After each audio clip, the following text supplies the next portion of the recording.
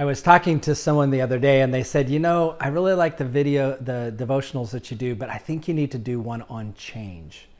And I thought about it for a little bit and I thought, I think I've done one on change before, but clearly that is a topic that people need to hear more about. Because here's the thing, on a whole, none of us like change, right? I mean, we don't. We just don't like change. We know it's inevitable. We know it's a part of life. We know it's important. And yet oftentimes change feels evil.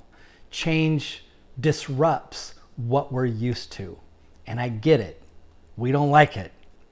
You might notice, those of you who have watched these devotionals in the past, you may see something that's a little different here.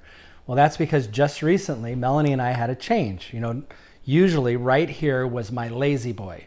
But now we decided that we need to have a love seat. And so we have this new love seat. And you know what? I like a lot of things about this love seat, but it's different. It's change. And it rocks differently. The elbows are different. It comes back different, and it's going to take time to get used to it. It's a change. And it's something that we felt would benefit us because we can be closer to each other when we're watching TV at night or something like that. And that's a good thing. And yet it's still hard to deal with the things that change. But again, it's inevitable. I have a game that I play on my phone, and I play it, I say, because it kind of helps me. It's one of those brain games, So I say it helps me. At least that's my excuse. But recently they made a change to the game, and it's driving me crazy because I don't like the way the changes are. We were talking about how our younger generations today don't even know how to write a check. Well, you know what? They don't need to write a check because they have things like Venmo and they have direct deposit and they have, a way to go direct from their bank. They auto pay and all these other things. They don't need checks anymore. Things change. I look at all of the different things that have changed in this world. The fact that, we'll get a new update on our computer every once in a while. We'll have a new way of interfacing with all kinds of different things, and it just drives you nuts and it's hard to keep up. But the fact is, without change, new things that are beneficial also can't happen. So take, for example, COVID. And I know people get tired of talking about COVID, but clearly it changed our world. It changed the culture and it changed the way we do ministry. But it also allowed us or moved us, maybe pushed us to do live stream, which has benefited in many different ways. I mean, not everybody likes it. Some people still like being in church, but there's some that like to be by themselves in moments and at times of worship. It keeps the distractions away. There's others, as they travel or go places or they don't feel good, they can still worship with us. And so there's these benefits that come, and without change, you wouldn't have the possibility of new. Well, I was recently preaching a sermon, and the sermon was talking about how oftentimes we go through these phases where life is really difficult.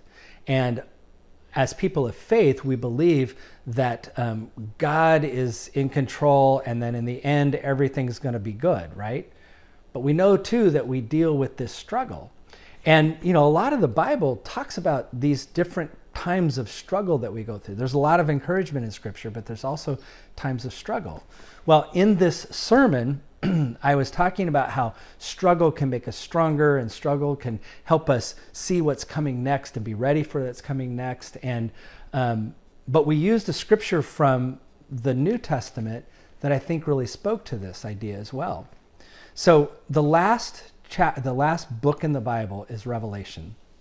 And essentially what Revelation is it was a vision that was given to John, who was at this point most likely in prison, and he was on an island in a very remote place, and he was this prisoner, and he wasn't allowed to go anywhere. So clearly his life was a struggle.